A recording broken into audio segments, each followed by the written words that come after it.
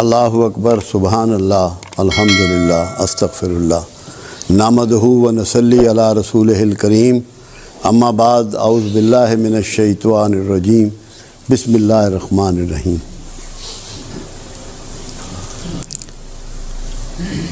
زکریا علیہ السلام کو کہا گیا کہ عمران کی بیٹی حضرت مریم کا خیال رکھا کرو، اس کی دیکھ بھال کیا کرو۔ تو آپ حضرت مریم کے حجرے میں تشریف لے جاتے اور وہاں انواع و اقسام کے بے موسمی کھانے اور پھل اور دیگر چیزیں پاتے۔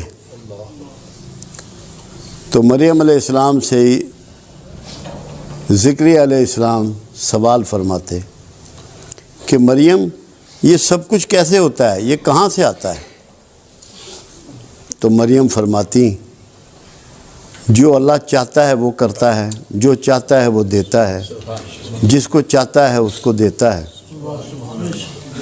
تو یہ رحمت کا نزول جب وہاں ہو رہا تھا تو زکریا علیہ السلام نے بیٹے کی پیدائش کی دعا اسی مقام پہ کھڑے ہو کے کی جہاں یہ رحمت اللہ کی برس رہی تھی۔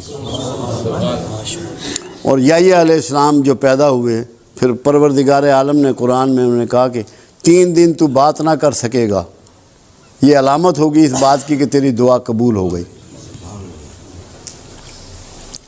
جب آپ کو کسی جگہ کی بھی یہ کنفرمیشن مل جائے کہ یہاں رحمت کا نزول ہوتا ہے، یہاں رحمت برستی ہے، آپ کا دل اس کی گواہی دے دے، وہی مقام دعا ہوتا ہے۔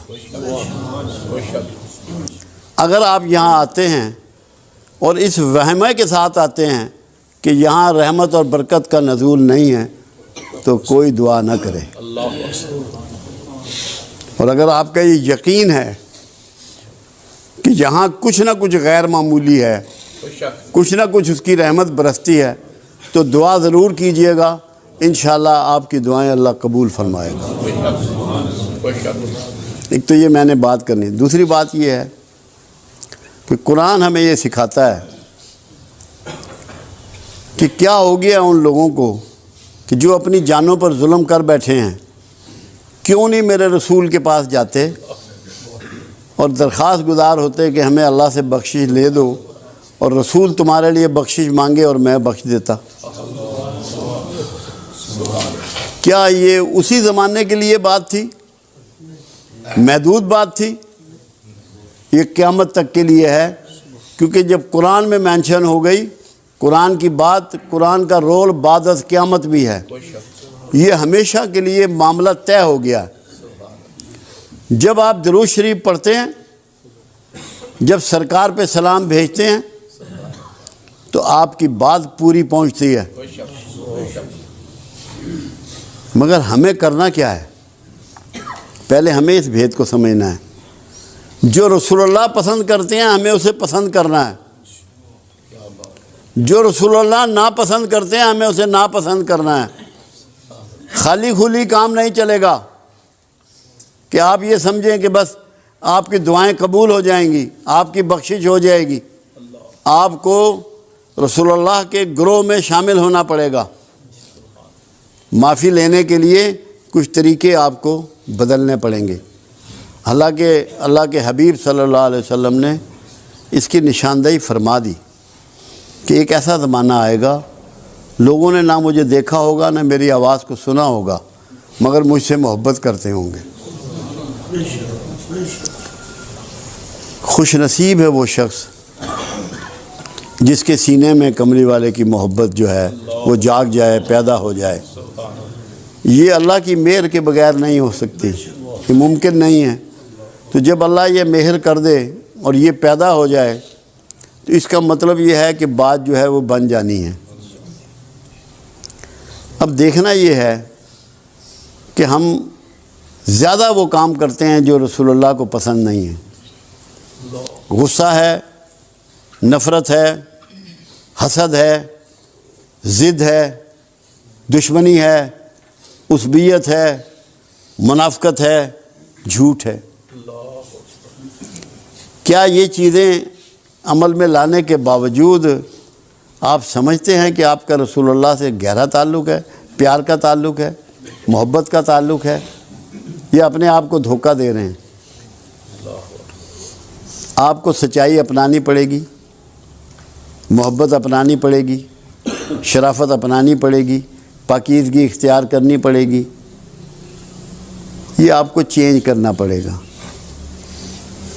اب آپ دیکھیے کہ کچھ لوگ آپ کے پاس آئے اور انہوں نے کہا کہ رسول اللہ صلی اللہ علیہ وسلم، ہم جب آپ کے پاس آتے ہیں تو جو اصحاب صفا آپ کے پاس بیٹھے ہوتے ہیں ان کی جوئیں ہمیں چڑھ جاتی ہیں، ان کی جوئیں ہمیں چڑھ جاتی ہیں، ہمارے لیے ملاقات کا ٹائم کچھ الگ کر دیجئے۔ میرے آقا کو تکلیف بہت پہنچی، انتہائی ذوق پہنچا۔ آپ نے ان کے لیے نہ کوئی ٹائم مقرر کیا، نہ اس بات کا جواب دیا، خاموش ہو گئے۔ مگر اس دن آپ نے ایک دعا فرمائی، اے اللہ، یہ میرے آقا کی دعا ہے، مجھے مسکینوں میں رکھ، انہی میں مارنا اور انہی میں اٹھانا۔ اب یہ آپ لوگوں کے لیے ہے آج۔ اگر آپ کو مسکین برا لگتا ہے، آپ کا کملی والے سے تعلق نہیں ہے۔ مسکینوں کو اپنا لو، دھتکارو مت، گندے کپڑے والے کو اپنے سے دور مت کرو، کمزور حیثیت کے آدمی سے نفرت مت کرو۔ اگر چاہتے ہو کہ تمہیں کملی والے سے فیض ملے، تمہیں اس کی شفاعت نصیب ہو، تو سوچ کو بدلو، یہ ارادہ کر لو کہ مسکینوں میں رہنا چاہتے ہیں میرے آقا، مسکینوں میں مرنا چاہتے ہیں، مسکینوں میں اٹھنا چاہتے ہیں۔ ہم کہاں کھڑے ہیں؟ ہم کہاں کھڑے ہیں؟ ہم کیا کر رہے ہیں؟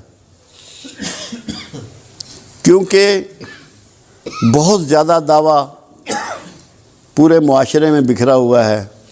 ہر کوئی یہ سمجھتا ہے کہ میں رسول اللہ سے محبت کرتا ہوں، میں رسول اللہ سے عشق کرتا ہوں، مگر کیا اس کے رویے سے یہ باتیں چھلکتی ہیں؟ یہ احساس ہوتا ہے کہ میں کیا کر رہا ہوں، مجھے کیا کرنا چاہیے؟ اپنے اس سوچ کو بدلنا ہے۔ یہاں آنے کا آپ کا مقصد ہی یہ ہے۔ یہاں بنیادی طور پہ ہمارا سکول آف تھاٹ جو ہے وہ تصوف ہے، جو تمام اولیاء اعظام کا سلسلہ چلا آ رہا ہے، نسل در نسل چلا آ رہا ہے۔ وہ صفائے قلب کو بلیو کرتا ہے، اپنے اندر کی صفائی اس کا منشور ہے، اس کا ماٹو ہے۔ غصہ موجود ہے، نفرت موجود ہے، شدت موجود ہے، اور پھر بھی اندر محبت ہے تو کیسے ہوگی؟ محبت درد کے بغیر نہیں ہو سکتی۔ جب اللہ کے رسول صلی اللہ علیہ وسلم راتوں کے کھڑا ہو کے امت کی بخشش کی دعائیں کرتے ہیں، امت کی عافیت کی دعائیں کرتے ہیں، امت کی مغفرت کی دعائیں کرتے ہیں، کیا یہ بغیر درد کے ہے؟ کیا سینے میں سے دعا نکلتی ہے بغیر درد کے کسی کے لیے؟ کیا یہ ممکن ہے؟ کیا ڈرامہ کیا جا سکتا ہے؟ اس درد کو اپنانا ہے۔ میں آپ کو یقین دلاتا ہوں، اگر آپ کے اندر تھوڑا سا بھی درد پیدا ہو گیا، ہم قیامت کے قریب کے زمانے میں ہیں، سرکار سے دوری کے زمانے میں ہیں، تو تھوڑا سا بھی آج کا جو درد ہے نا، وہ آپ کی کائنات کو بدل ڈالے گا۔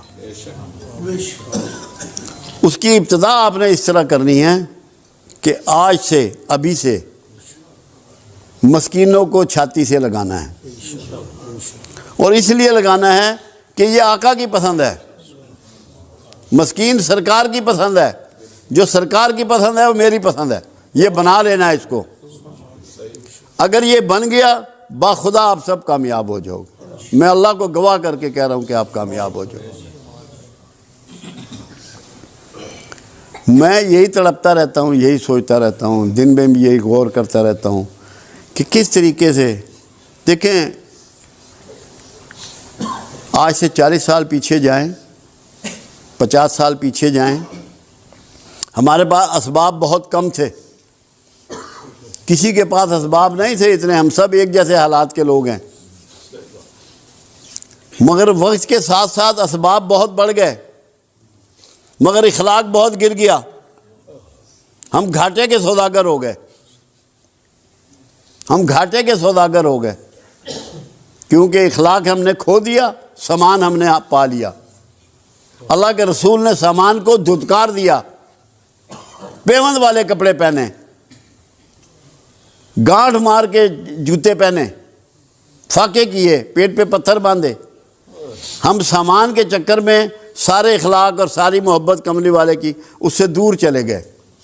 ہم نے گھاٹے کا سودا کیا۔ سوچ کو بدلیں، سامان سے مرکز کو ہٹائیں، اس دل کو اور دماغ کو اخلاق کی طرف مائل کریں، جس میں درد ہو، انسانیت ہو، شرافت ہو، احساس ہو، کسی کی خدمت ہو، کسی کی سیوا ہو، دلجوئی ہو، دلداری ہو۔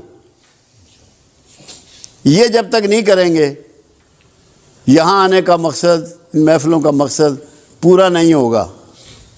میں تو یہ چاہتا ہوں کہ میرے جو دوست یہاں آتے ہیں، میرے ساتھی جو یہاں آتے ہیں، یہ کسی کو نہ بتائیں کہ ہم کہاں جاتے ہیں، کوئی تعارف نہ کرائیں، ان کے رویے سے پتہ لگے کہ ان کا استاد کون ہے، ان کے چلنے سے پتہ لگے، ان کی بات کرنے سے پتہ لگے، ان کے کاروبار کرنے سے پتہ لگے، ان کی نوکری کرنے سے پتہ لگے کہ کہاں بیٹھتے ہیں یہ، کس کے پاس جاتے ہیں، کس سے سیکھتے ہیں۔ اگر یہ نہیں ہے تو میں بھی غلطی پہ ہوں اور آپ بھی غلطی پہ ہیں۔ چسکا نہیں لینا، بابا جی نے بڑی گل کی تھی، اس کا کوئی فائدہ نہیں۔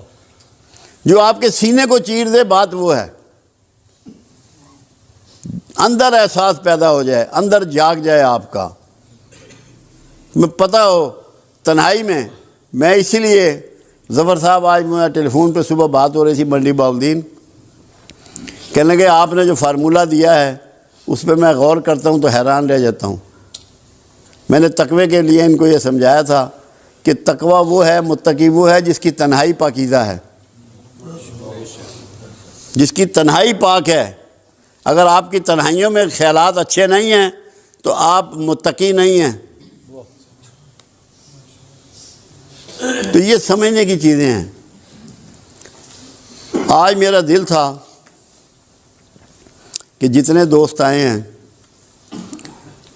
کوئی بندہ ہم میں سے ایسا نہ ہے جس کے کوئی جسمانی، کوئی نفسیاتی، کوئی معاشرتی، کوئی معاشی، کوئی روحانی مسائل نہ ہوں۔ ایک تو یہ ہم قیامت کے قریب کے زمانے میں ہیں، پھر دین سے بہت دوری ہے، قرآن سے بہت دوری ہے، اچھے لوگوں سے بڑی دوری ہے۔ وہ میاں محمد بخش کا شعر ہے نا، جس کپڑے پھول بدے ہون خوشبو آئے رومالوں۔ وہ سنگت کی بات ہے، پھول جس کپڑے میں بھی لپیٹ جائیں اس کپڑے میں بھی خوشبو بکھر جاتی ہے اور پھیل جاتی ہے۔ ایسے ہی کسی اللہ والے کے ساتھ تعلق جوڑنے سے یہ ہوتا ہے کہ اس کی خوشبو آپ کے سینے میں بس جاتی ہے، آپ میں کچھ نہ کچھ احساس پیدا ہو جاتا ہے، اللہ کا ڈر اور خوف اور کملی والے کی محبت اس میں بیٹھ جاتی ہے آپ کے سینے میں، آپ کے دل و دماغ میں۔ تو میں چاہ رہا تھا کہ میرے جتنے دوست آج آئے ہیں، کیونکہ ایک تو میرا یہ ایمان ہے اور میرا یہ یقین ہے کہ یہاں رحمت برستی ہے۔ کچھ مجھے ایسی احساس بھی تھا کہ جس نے جو دعا مانگنی ہے اپنی، جو اس کے دل میں ہے، جو اس کی آرزو ہے، اس کے معاملات ہیں، خرابی ہے، جو بھی ہے، اللہ کے لیے کوئی کام بڑا نہیں ہوتا۔ ہم یہ سمجھیں نا کہ یہ کام اللہ نہیں کر سکتا، اللہ کے لیے تو ہر کام چھوٹا ہے، ہمارے لیے چھوٹا یا بڑا ہو سکتا ہے۔ اللہ کے لیے کسی کام کی کیا ویلیو، اس نے تو کن کہنا ہر کام ہو جانا ہے۔ اس کے لیے میرے ذہن میں آج یہ تھا کہ دعا کریں گے اکٹھے، اور جس جس کے دل میں جو جو آرزو ہے وہ اس کے لیے اپنی دعا مانگ لے گا۔ اس سے پہلے ایک بات بہت ضروری ہے، قرآن حکیم میں یہ بات سمجھائی گئی کہ مشرکین مکہ رسول اللہ صلی اللہ علیہ وسلم کو جب پکارتے تھے تو رانا کہتے تھے، رے عین نون الف، یعنی کہ چرواہا، چرواہا اللہ کے حبیب نے قرآن میں یہ بتایا کہ میرے رسول کو آئندہ سے رانا نہ کہو، اس کو کہو انظرنا۔ لوگوں نے اس کے معنی اور مطلب کو نہیں سمجھا۔ انظرنا کا مطلب ہے کہ آقا نظر کرم ادھر پھیریے، نظر کرم ادھر پھیریے۔ تو آپ نے دعا سے پہلے سب نے انظرنا پڑھنا ہے کہ ہم نے پہلے آقا کو متوجہ کرنا ہے اور پھر اللہ سے مانگنا ہے۔ بات سمجھ میں آئی یا نہیں آئی؟ پہلے پڑھنا ہے انظرنا کہ آقا ادھر نظر کرم پھیر دیجئے، پھر اپنی اپنی دعا جس نے بھی کرنی ہے وہ کر لینی ہے۔